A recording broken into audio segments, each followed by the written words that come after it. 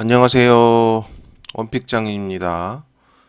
주말인데요. 잘 쉬고 계신지 모르겠습니다. 오늘 주식 잡설로 찾아뵀는데요. 주식 잡설.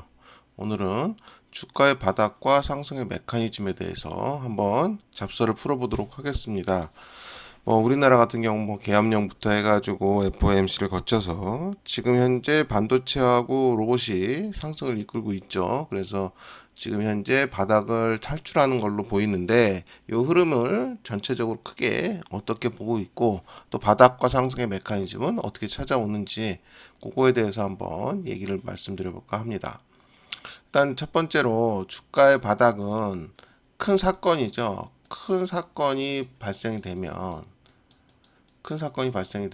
그걸로 인해서 지지부진하던 주가가 급락을 받게 되죠. 그래서 이 급락에 저점이 생기고 그 이후에 이게 재차 반등을 한 이후에 이 급락의 바닥을 깨지 않는 선에서 이 바닥에 깨지 않는 선에서 이렇게 움직이면서 올라가게 되면 이제 본격적으로 상승의 구조로 들어갑니다. 근데 이 상승의 구조로 들어갈 때 어떤 순환매가 잘 받쳐줘야 되죠. 어떤 종목 하나만이 쭉 가는 건 아니고 종목이 가면서 쉬고 다른 종목들이 바톤 터치를 하고 쉬고 가고 이런 섹터의 교환이 있어야 되고요. 그리고 만약에 이 큰 사건 이후에 이런 정도의 움직임이 아니라 그냥 바로 급반등한 흐름이 이어진다면 이런 경우에는 섹터 하나가 쭉 잡고 그냥 날리는 형태가 되겠죠. 근데 지금 국면은 만약에 바닥이라고 보면 일단 계엄령에 의한 바닥이 나왔죠. 나오고 나서 여기서 다시 올라간 후에 이때 대선주로 인해서 어차피 그 시장은 버틴 모습이었고 그 다음에 여기서 이제 FOMC라는 미국 FOMC 12월 달에 있었는데 이게 떨어질 때 이 바닥을 깨질 않았단 말이에요. 그죠? 그러고 나서 지금 연초돼서 한 2400에서 2500 라인, 그죠?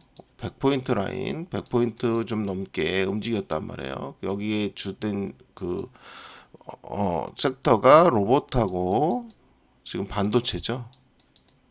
근데 로봇하고 반도체가 움직인 건 로봇은 어쨌든 뭐 미래 먹거리라고 칠 수 있는데 반도체 같은 경우는 우리나라 증시의 어쨌든 중요한 구성 요소죠. 그 큰 굿즈를 갖고 있는 구성 요소이기 때문에 예를 들어서 이렇게 큰 반등이 일어나려면 주변주들이 어떤 섹터를 가지고 기술주들의 섹터를 가지고 올린다고 했을 때 이렇게 탄력적으로 옮기기 쉽지 않죠. 그러니까 반도체라든가 저번에 상승을 이전에 상승을 드렸던 2차 전지 뭐 이런 어떤 섹터를 가진 업종들이 쑥 하고 한번 올라가 줘야 바닥에서 올라가 줘야 그게 올라가게 되죠. 그래서 이제 바톤을 이제 누가 잡을 거냐 다시 기존에 올라갔던 기술주들이 다시 한번 바톤을 잡아서 올라가 줄 거냐 또 올라가고 나면 또 쉬고 나면 다른 섹터 뭐 2차 전지라든가 아니면 뭐 그 외 섹터들이 있겠죠. 아니면 지금 어쨌든 하락장에서 가장 선전했던 바이오주라든가 이런 부분들이 또 다시 받아 올리느냐. 그래서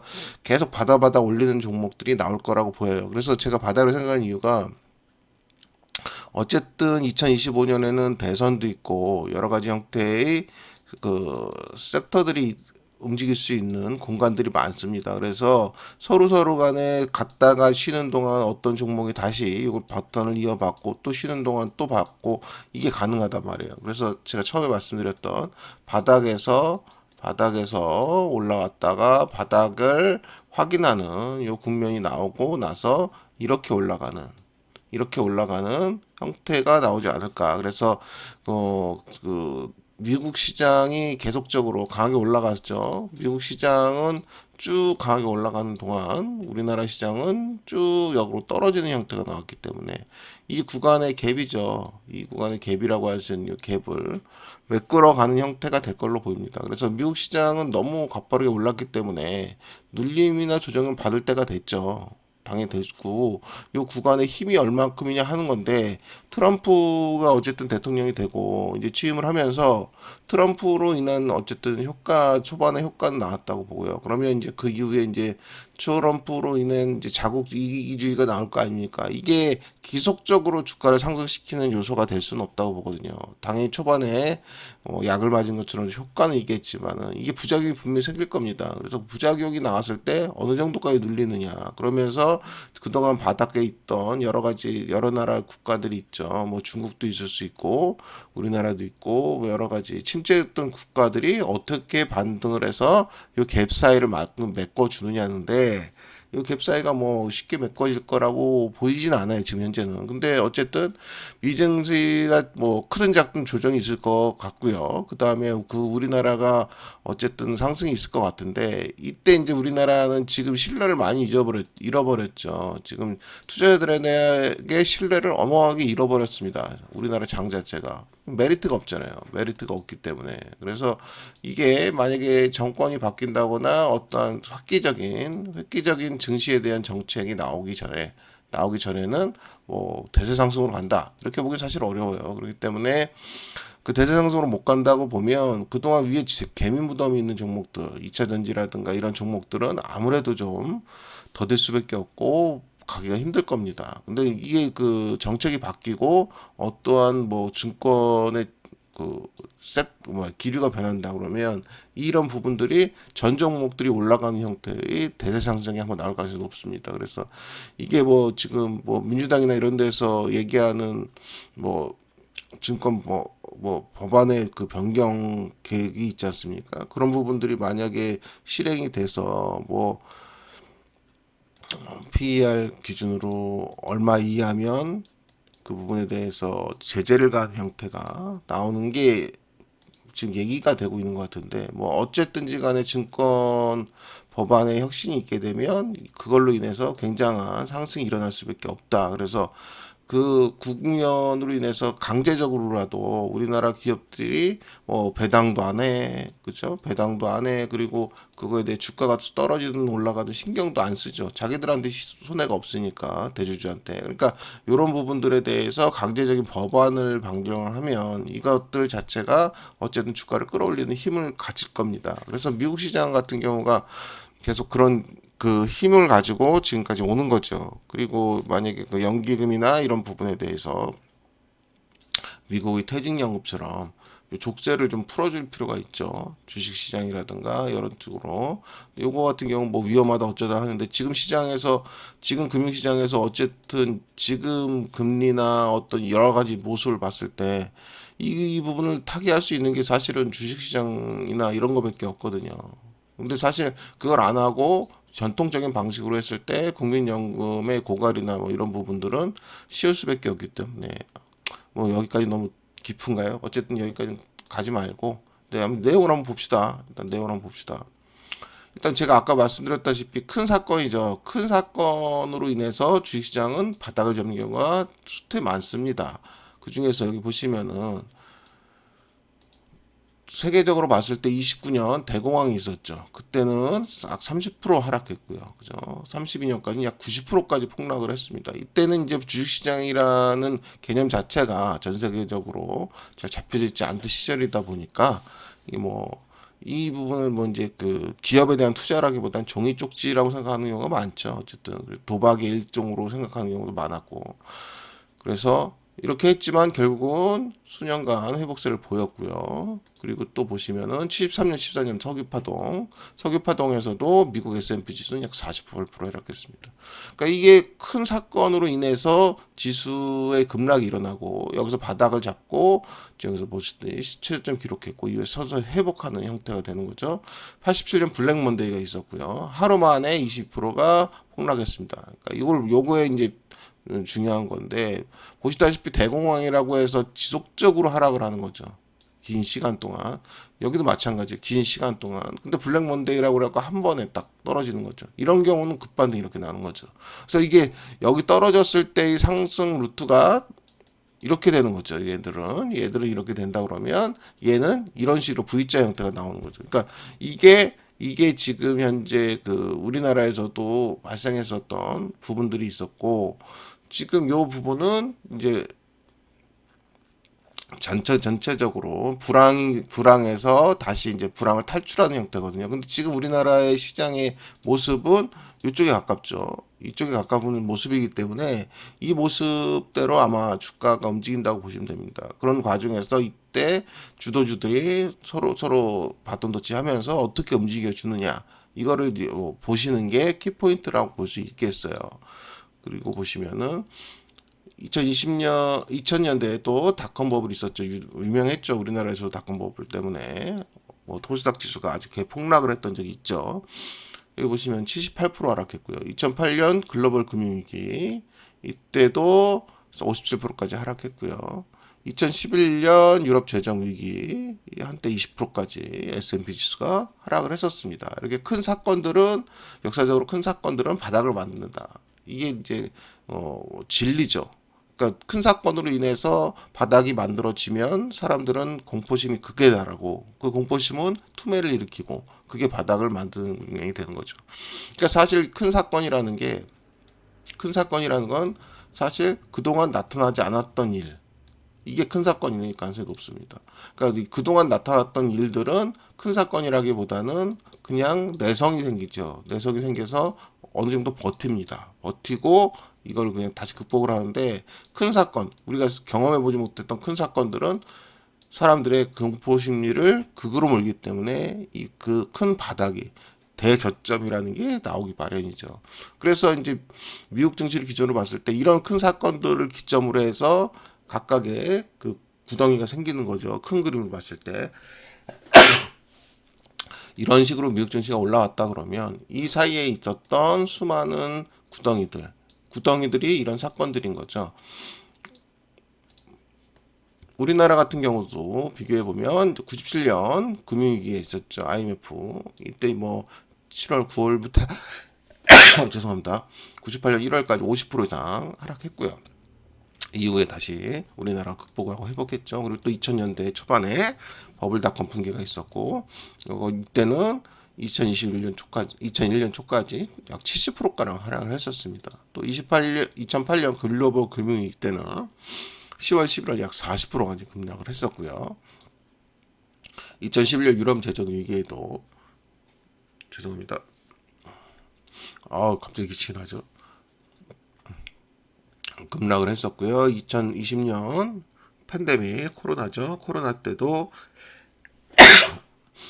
우리가 경험해보지 못한 거죠. 뭐 이거 걸리면 다 죽는다고 그래갖고 국가적으로도 막 동선 체크하고 막 봉쇄하고 이럴 정도였으니까 이게 짧은 기간에 급락을 했습니다. 이때가 말씀드린 대로 짧은 시간에 급락하고 다시 급반등을 하면서 오히려 여기 이 바닥을 만들어주는 과정 때문에 주식수가 아주 폭발을 하는 국면을 맞췄죠. 그래서 역사적인 바닥과 함께 사건과 함께 바닥을 이루게 되면 이때부터는 아주 긍정적으로 시장을 보셔야 된다는 거예요. 그래서 지금 시장도 제가 보기에는 이제 긍정적으로 보셔야 되지 않냐 이렇게 판단을 하는 거죠. 일단 좀 이따 얘기하고요. 구제금융, 버블닷컴, 금융위기 이렇게 해서 뭐 50%, 70%, 40% 그렇죠. 그리고 재정위기, 팬데믹 그래서 뭐 천살바 이렇게 떨어지면서 이런 모습을 보였다. 자, 그럼 그거에 대해서 지금의 현재 타임라인을 한번 볼게요. 계엄 선고가 일어났죠. 여기 보시다시피 계엄 선포에 환율이 뛰고 주식 코인은 급락하고 증시 개장은 할 수 있을지 모르겠다고 이렇게 뭐 기사까지 떴었죠. 그래서 환율은 야간 거래 중 최고인 1,441원까지 치솟았고 결국 이게 1,500원까지 올라갔었죠. 그래서 12월 4일 날 새벽에 이렇게 지금 그 계엄 선포와 함께 이게 아주 비상이 났었죠. 나라 자체가 비상이 났었습니다. 여기 보시면 쿠팡은 6% 가까이 폭락했고 한전 포스코, SKT, ADR은 2.4에서 6.9%까지 급락을 했었죠. 미국 시장에서. 또 해외 상장지수 펀드 ETF는 5% 이상 폭락하는 아주 그냥 국가 경제가 단기간에 굉장한 충격을 받았죠. 그러니까 계엄령이라는 게 우리가 예전에 군부 독재 시절에 일어난 거지. 지금 현재 이 시대에 계엄령이라는 단어가 나올 거라는 건 아무도 상상 못했죠. 그래서 제가 말씀드렸다시피 너무 생소한 거죠. 생소한 위험으로 인해서 주가가 급락을 한 상태입니다. 급락을 한 상태이기 때문에 이 급락의 바닥만 지켜준다면 주식시장은 강하게 상승을 할 겁니다. 계단식이 됐던 급반등이 됐던 그렇기 때문에 지금부터는 국장에 대한 그 의심이나 그 하락장에 대한 그 경계보다는 상승장에 내가 얼마큼 잘 따라가서 얼마큼 잘 먹을 수 있느냐 이거에 초점을 맞추는 게 맞습니다. 그래서 지금 이 영상을 찍는 거기도 하고요. 사실은 보시면은 이제 비상기업 후폭풍이에요. 코스피가 1.97% 개상했죠. 마이너스 1.97%의 개상을 했고, 뭐 시민들은 막 윤석열 대통령 뭐 어쩌고저쩌고 막 환호를 뭐 지금 시위를 하고 있는 거죠. 그리고 나서 6시간 만에 비상기업령은 끝이 났어요. 끝이 났고, 어쨌든 비상기업령 빠른 해제로 이게 시장을 안정화를 시킬 수 있을 계기가 된 거고, 여기 보시면 비상비용 옆에 국민들은 혼란에 빠졌고 환율이 급등한 등 금융시장 변동성 확대에 사람들은 굉장히 불안감을 느꼈죠. 그리고 사실 이게 뭐 어떻게 되는 거냐 해서 말이 많았죠. 뭐 유혈 사태라도 혹시 나지 않을까 뭐 얘기가 있었던 거죠. 이게 주식시장에서 보면은 이 계엄령 당시에 바닥이 이겁니다. 2360.58이죠. 이 12월 9일 날 요 바닥이죠. 그럼 우리가 중요시 봐야 될 건 이 바닥이 깨지느냐 안 깨지느냐를 보시면 됩니다. 이 바닥이 안 깨진다 그러면 역사적인 사건과 함께 이루어진 바닥이기 때문에 우리나라 증시는 이제 바닥을 탈출했다고 보시면 되는 거고요. 만약에 이걸 깰 수 있는 또 다른 어떠한 충격이 온다? 그게 사실 쉽지가 않죠. 쉽지가 않기 때문에 이걸 인정해주는 형태로 가야 돼요. 차라리 여기를 나중에 다시 깨러 온다 그러면 그때 약간 다시 후퇴를 했다 다시 잡더라도 이 구간은 지금 현재 강한 바닥으로 인정을 해줘야 된다. 여기 보시면은 개인이 이날 8천억이라는 거진 1조 원에 가까운 양일 1조 원에 가까운 넘는 이런 매도를 통해서 사실 그렇게 지속적인 매도가 있었죠. 그래서 바닥에서 결국은 다 집어 던지고 나간 거죠. 그러니까 이거 보면은 되게 안타깝죠. 이런 큰 사건이 있을 때 누군가는 매수를 하지만 이 구간의 매도가 일어나니까 이게 너무 안타깝죠. 오히려 근데 이렇게 개인의 거대한 매도 탈출 러시가 있었기 때문에 오히려 다시 쉽게 안정을 잡은 걸 수도 모르겠어요, 사실은. 어쨌든 바닥이 잡혔다고 보는 거죠. 근데 이 과정 우리 당시가 하락하고 안 좋아지고 계엄령도 일어나고 막 이런 과정 중에서 우리나라 증시를 떠받친 게 있었죠. 양자, 또 AI, 또 바이오, 또 자율주행 같은 거 이런 종목들이 우리나라 증시를 떠받쳤단 말이에요. 그럼 얘네들은 어떻게 봐야 되느냐는 거죠. 지금 이런 종목들을 여러분이 봐야 되는 포인트가 뭐냐면 얘네들이 바톤 터치를 해줄 거냐는 거예요. 아까 말씀드렸던. 그럼 얘네들이 그동안의 바닥 국면에서 얘들이 힘을 써주는 애들이란 말이에요. 지켜준 애들이에요. 유일하게.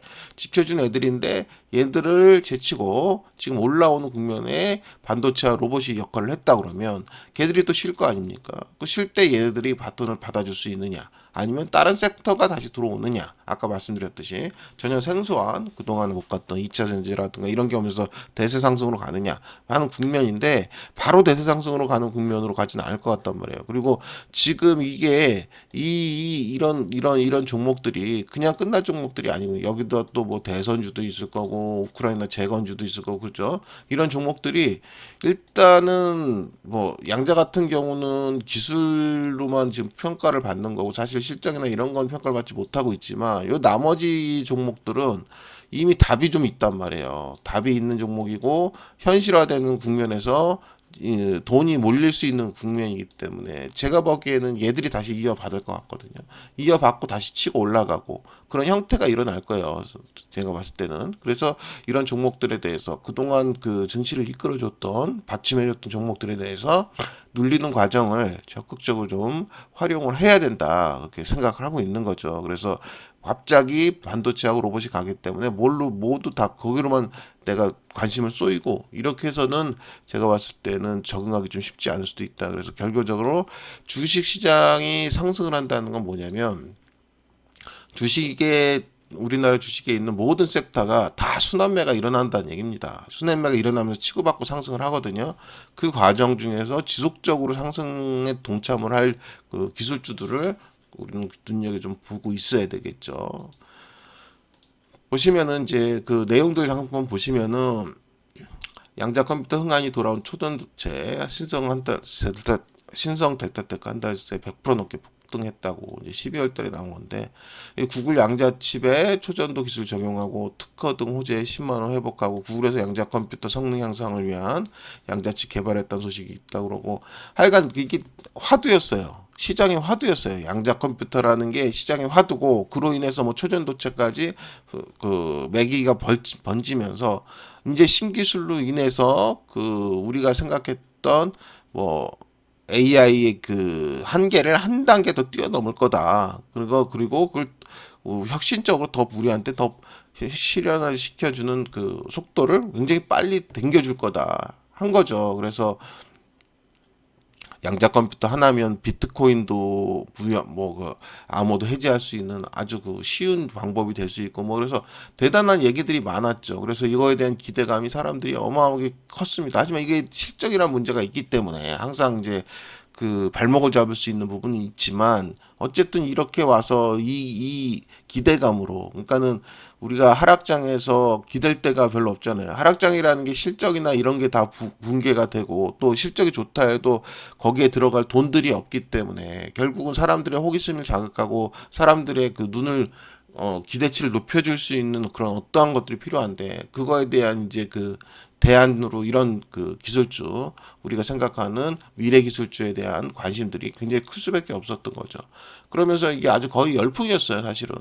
그 미국의 아이온큐 같은 경우가 이제 급등을 하면서 우리나라 같은 경우 미국장에 투자할 때 아이온큐에 거의 사람들이 몰빵하는 형태가 나타났죠. 원래는 테슬라 엔비디아지만 테슬라 엔비디아 가격이 워낙 높아지고 또 상승을 너무 많이 했기 때문에 아이온큐라는 신기술에 대해서 이게 엔비디아고 이게 테슬라가 될 거다라는 확신을 갖고 있기 때문에 처음에 이제 그 처음 투자했던 그 투자자들이 수익을 급증을 보면서 모든 그 지금 개인 투자자들이 여기 지금 몰입돼 있는 거죠. 근데 항상 이렇게 매몰되고 몰입되면 부작용이 나타나죠. 그래서 결국은 이게 다시 떨구는 과정들이 나타나는 지금 현재의 모습인 거고요.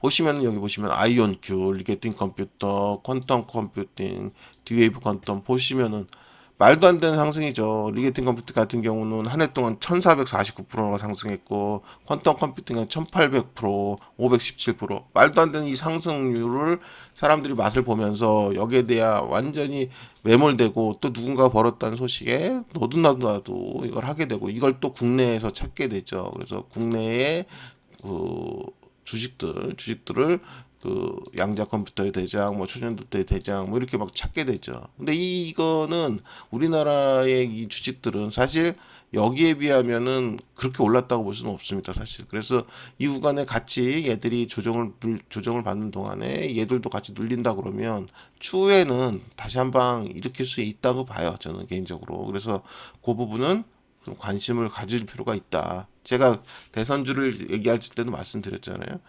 대선주의 대장이 어느 순간에 눌림이 왔을 때 그 눌림에서는 강하게 좀 매수를 하고 요 대장이 다시 한번 어쨌든 대선이라는 시나리오가 있잖아요. 그럼 시나리오가 실현되는 국면이 있을 거 아닙니까? 근데 아직 대선이 시작도 안 했단 말이에요. 그죠? 시작도 안 하고 할 수 있다는 기대감이 올라온 거니까 시작을 하면 당연히 이 기대감은 돌파가 되겠죠. 그래서 이 눌림에서는 가격과 상관없이 잡아두는 국면이 중요한 거고, 그렇게 잡았을 때 이게 나중에 이제 또 중간중간 한 번씩 크게 수익을 주는 것처럼 똑같은 형태일 겁니다. 근데 뭐, 물론 양자나 초전도체 이런 거는 실적은 뒷받침되진 않았지만은 얘들도 그냥 단순하게 시작이 된 게 아니라 어찌됐든 예전부터도 얘기가 있었던 종목들이에요. 그러기 때문에 하락하는 데에 대한 내성이 있을 거란 말이에요. 제가 처음에 말씀드렸다시피 전혀 없는 것이 나오게 되면 그것으로 인해서는 폭락이 나타나지만 기존에 있었던 방식이죠.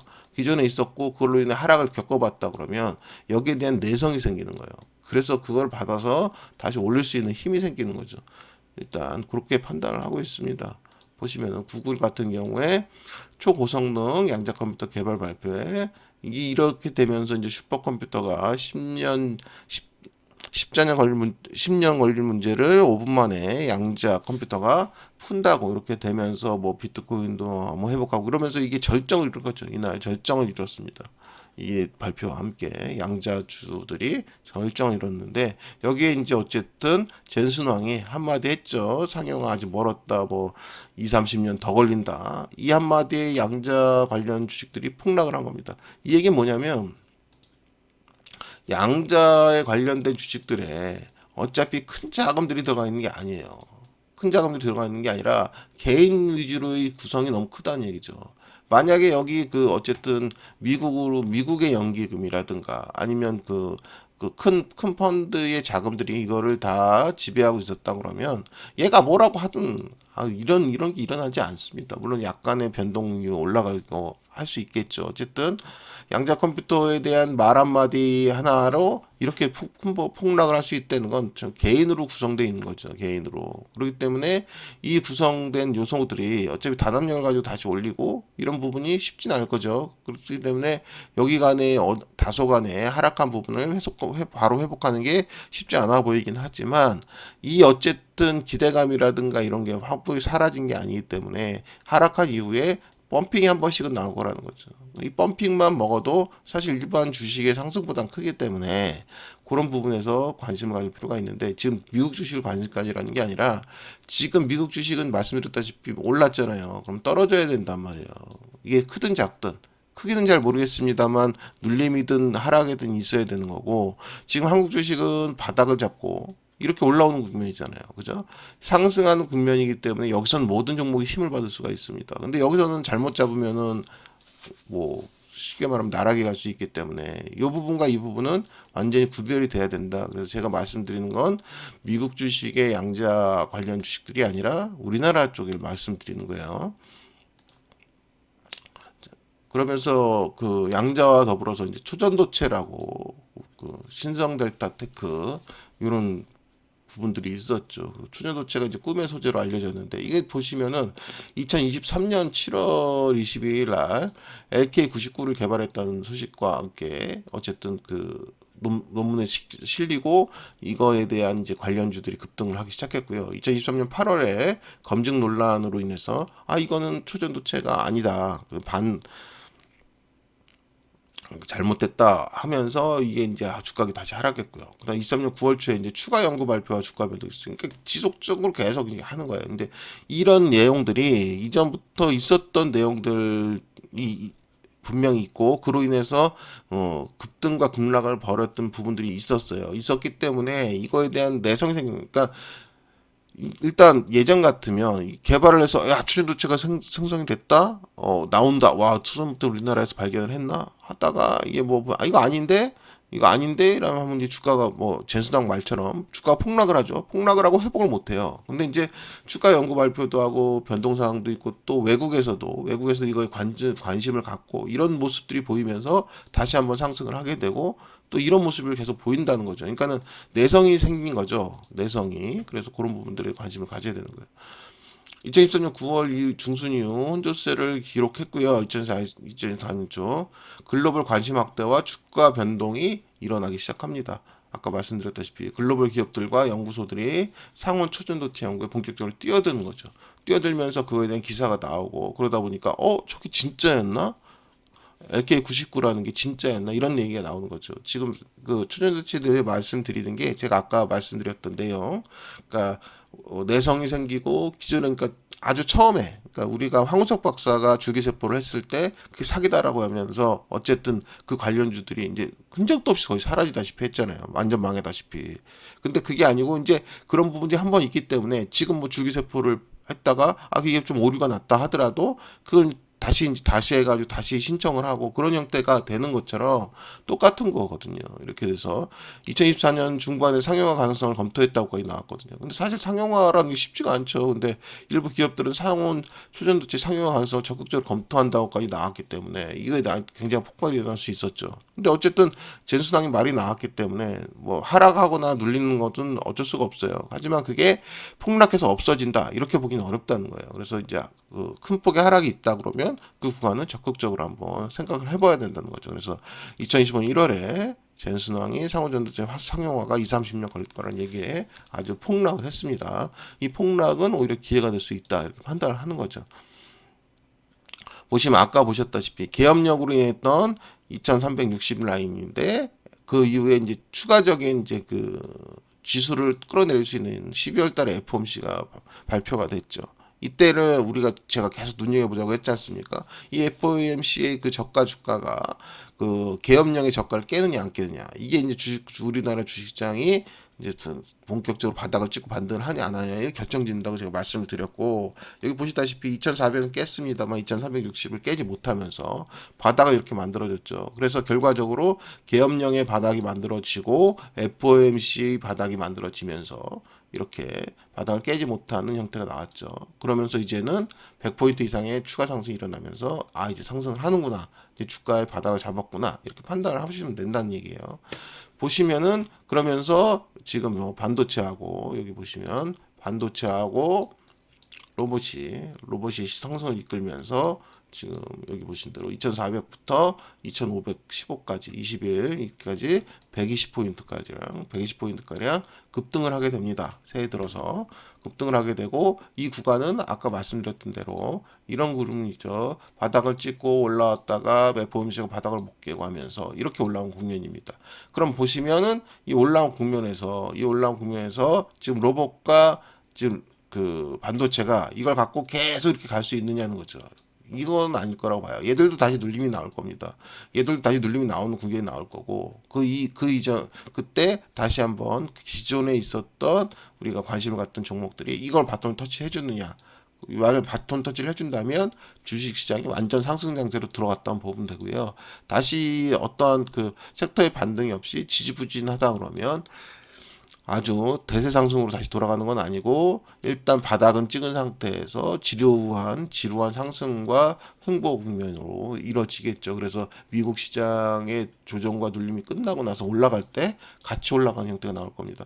근데 제가 봤을 때는 미국 시장 눌림과 상관없이 움직임과 상관없이 국장의 개인적인 흐름이 나올 수 있다고 봅니다. 그래서 이 바톤 터치가 분명히 일어날 걸로 저는 개인적으로 보고 있거든요.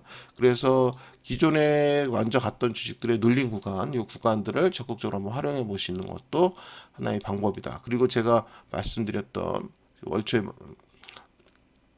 연말과 연초에 말씀드렸던 영상을 올려드렸던 내용들 섹터 2025년 주도 섹터에 대한 관심들은 한번 관심을 보시면 돼요.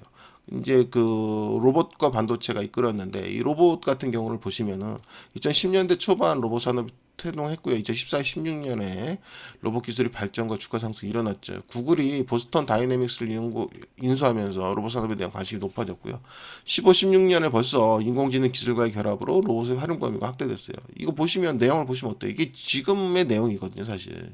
그러니까 제가 계속 말씀드리지만 기술이란 우리가 지금 현재 아주 혁신적이라고 할 수 있는 기술들은 이미 이전에 많이 개발이 되고 한 것들의 재평가예요. 재평가고 이제 재발전을 이루는 거지. 없던 게 나오는 게 아니에요. 없던 게 나오는 게 아닙니다. 그래서 새로운 기술이 많이 나오면 이게 처음에 각광을 받지만 이거가 현실성에 대한 의문이 생기면서 순간 사라지게 되죠. 사라지고 있다가 이제 시간이 지나고 제도적으로 또 사람들의 인식적으로 이걸 받아들일 쯤 되면 이게 다시 재부각이 되는 겁니다. 산업의 구조가 이래요. 항상. 우리나라 아까 말씀드렸던 황우석 박사의 이제 줄기세포도 마찬가지 아닙니까? 사기라고 발표지고 나서 바이오 쪽이 초토화됐다가 지금 현재는 바이오가 거의 먹여 살리고 있는 형태 아닙니까? 그런 식으로 새로운 부상이 일어나는 겁니다. 없는 게 나오는 게 아니고. 그래서 제가 이 과정을 설명시켜 드리고 있는 겁니다. 2017년, 19년에 4차 산업혁명과 로봇 산업의 부상이 있었고, 2018년, 19년 보시면 로봇 청소기, 로봇 카페, 뭐 의류, 물류 이런 게 있는데, 이거는 그러니까 지금 보면 아주 생소한 거죠. 지금은 우리가 뭘 얘기하고 있습니까? 휴머노이드를 얘기하고 있잖아요. 인간처럼 생각하고 움직일 수 있는 휴머노이드 로봇. 근데 이거는 그냥 단순 로봇이죠. 단순 그냥 작동하는 거. 그러니까 지금으로 보면 로봇이라고 보기 어렵죠. 우리가 인식하기에 저게 무슨 로봇이야, 그냥 단순 기계지 뭐 이런 식으로 생각하죠. 근데 이 당시에는 이 로봇이라는 게 획기적일 수도 있는 거니까요. 그죠? 그리고 보시면 2020년, 21년 유명한 코로나로 인해 사람들이 외부 활동에 제약을 받으면서 비대면 서비스와 자동화된 수요가 급등하고, 이걸로 인해서 이제 그 연구라든가 성장이 가속화되는 어떤 계기가 되는 거죠. 그래서 2022, 23년에는 기술 혁신과 로봇 산업이 지속 성장하게 되고, 이게 인공지능과 로봇 기술의 융합이 가속화되는 겁니다. 여기 뒤에서 아까 보셨다시피 여기도 인공지능이 있거든요. 뭐 벌써 2015년, 16년에. 근데 그거를 이제 발전된 형태와 지금 사람들의 인지라든가 제도적인 변화 이런 걸로 꺼내오는 겁니다. 이렇게 꺼내오고 2024년, 2025년에는 로봇 산업의 대중화가 이제 선포가 되는 거죠. 그러면서 그 머스크가 뭐라고 했냐면, 휴머노이드 로봇이 1인 1가구당 한 대씩 보유하게 될 거다라고 얘기까지 하지 않습니까? 그러면 이 휴머노이드 로봇이라는 거는 인간을 완전히 대체하는 거죠. 뭐 육아도 해주고 뭐 가사도 해주고 다 해주기 때문에, 사실 인간과 그 공동체 형태로 움직이는 부분들이 상당히 파괴될 가능성이 상당히 높습니다. 그래서 어떠한 세대의 변화가 일어날지 이것도 참 궁금하긴 하죠. 그러면서 이게 긍정적인 효과를 보일 것보다는 사실 부정적인 효과를 보일 수도 있기 때문에, 대중화라는 게 과연 좋은 거가 생각하지만 어쨌든 그렇다는 거예요. 또 바이오 같은 경우도 보세요. 2010년도 초반에 초기 성장을 하고 14년, 16년도 신약 개발과 규제 승인에 따라서 주가가 굉장히 상승했었습니다. 그리고 2017년과 19년에 유전자 치료와 혁신 기술의 부상이 있었고요. 2020년, 21년 팬데믹 있죠. 근데 이 큰 사건, 코로나로 인해서 그 지금 의료나 바이오 같은 경우도 어마어마한 큰 폭증을 하는 겁니다, 사실은. 그래서 이 큰 어떠한 그 역사적인 사건이나 사고, 이런 부분들은 주가를 뭐 당연히 바닥을 찍고 크게 다시 상승할 수 있는 계기를 만들어주기도 하고요. 왜냐하면 악성 매물이나 악성으로 있던 부분들을 싹 걷어내는 거죠. 쉽게 말하면. 그리고 또다시 그 어떤 산업 부분에 있어서도 산업이 발전할 수 있는 오히려 계기가 되기도 합니다. 그래서 사실은 전쟁으로 인해서 사람이 죽고 다치고 뭐 파괴가 되는 건 굉장히 안 좋고 나쁜 일이지만, 예를 들어서 우크라이나 같은 경우도 지금 한번 싹 쓸렸단 말이에요. 그러면 완전히 재건이 될 거랍니다. 그 재건이 되는데 어떤 방향으로 뭐 제대로 재건하느냐에 따라서, 기존의 우크라이나가 만약 농업 국가의 중심이었다 그러면 그거조차도 완전히 바뀔 수 있는 아주 그냥 우크라이나 입장에서는 또 다른 기회가 될 수도 있는 거죠. 근데 그게 안타까운 거죠. 이게 인위적으로 그렇게 만들면 안 되고, 어떤 사건에 인해서 해진다 그러면 새로운 일들이 벌어지고 새로운 그 미래가 펼쳐질 수 있기 때문에 그런 부분에 대해 초점을 맞추라는 얘기죠.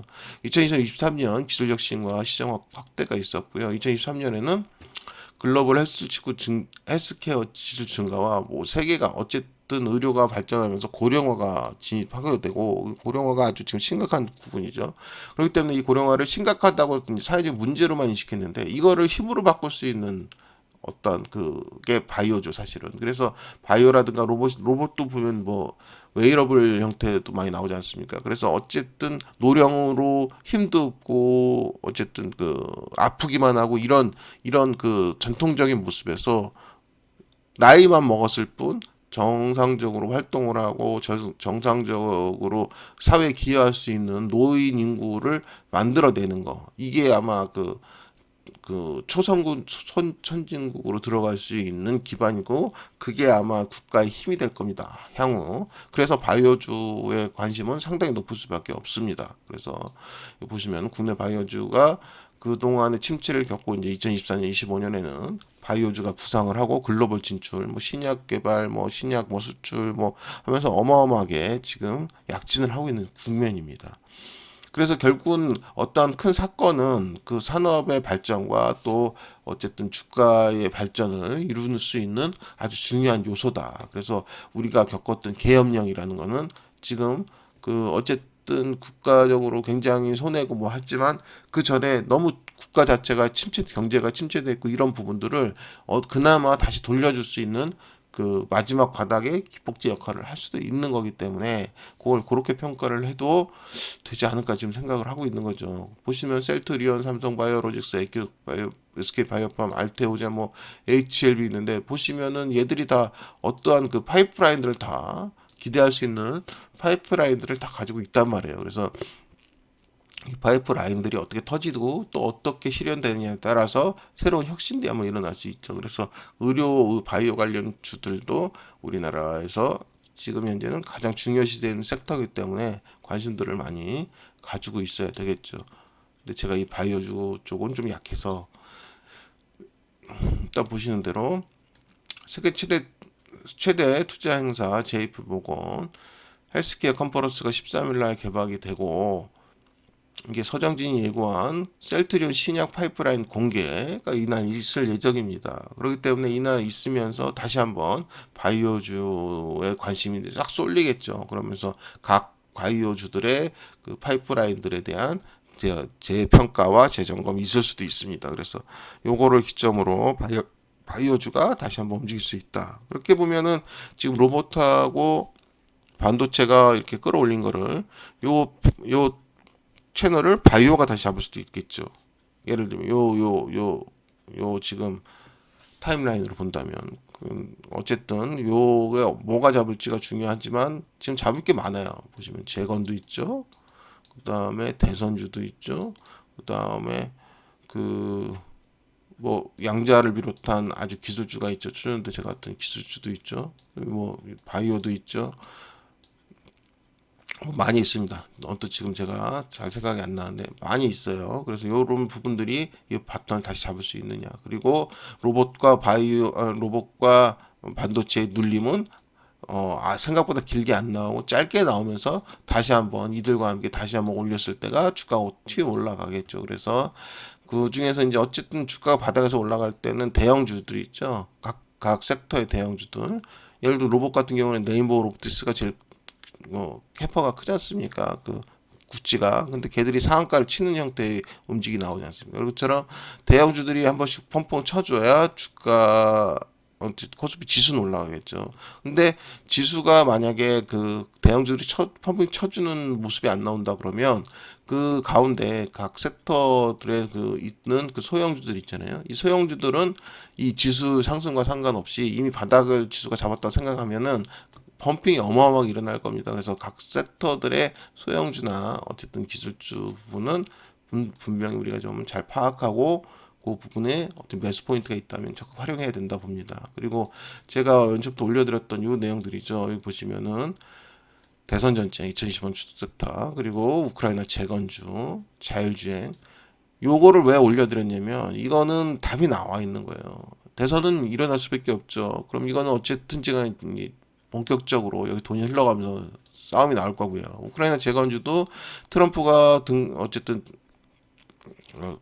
재선되고 대통령이 되고 나서 이제 취임하고 이 부분 본격적으로 아마 급물살을 타면서 결과가 일어날 수밖에 없는 상황이잖아요. 자율주행 같은 경우는 이미 테슬라의 신차 라인업에 하나하나씩 기술이 들어가기 시작했죠. 그래서 결과적으로 모든 자동차 업체들이 그 기술들을 어차피 옵션이든 필수든 넣을 수밖에 없습니다. 그래서 결과적으로 현실화될 수밖에 없어요. 그러니까 전기차의 초도 부분과 똑같다는 거죠. 그래서 이렇게 해서 완전히 움직여질 수밖에 없는 부분들이 생긴 거고요. 휴머노이드 로봇 같은 경우는 말씀드렸다시피 지금 현재 초반에 상승을 이뤘던 반도체 와 휴먼 로봇이죠. 로봇 관련이기 때문에 이 주식은 아마 주식시장에서의 제일 중요한 키포인트가 될 수 있습니다. 그래서 지금 말씀드렸던 이런 섹터들에 대해서 눌렸을 때의 적극 공략과 특히 대장주라고 불리는 주식들은 꼭 가져가 보시길 바랍니다. 그러면 2025년도에 수익률 게임에서는 전혀 뒤처지지 않을까 생각합니다. 그래서 제가 말씀드렸다시피 다시 한번 말씀드리면 주가가 계엄령으로 인한 바닥이 FOMC로 인해서 바닥을 깨지 않았고 그로 인해서 이미 반도체와 로봇으로 인해서 펌핑이 나왔단 말이에요. 그럼 이 다음에 어떻게 이어서 이렇게 올라가지고 또 어떻게 올라가서 올라가죠. 이렇게 하면서 주가가 지속 상승할 수 있느냐 이걸 보는 관점이고요. 일단 제 관점은 그렇습니다. 어떠한 계엄령이라는 우리가 알지 못하는 커다란 생각하지 못했던 커다란 사건으로 인해서 바닥에 나온 거기 때문에 이 바닥은 인정해주자. 인정해주고 이제 우리나라의 주식은 좀 좋은 관점으로 보시고 적극적으로 매수하는 쪽으로 포인트를 잡는 게 좋지 않겠는가 이렇게 봅니다.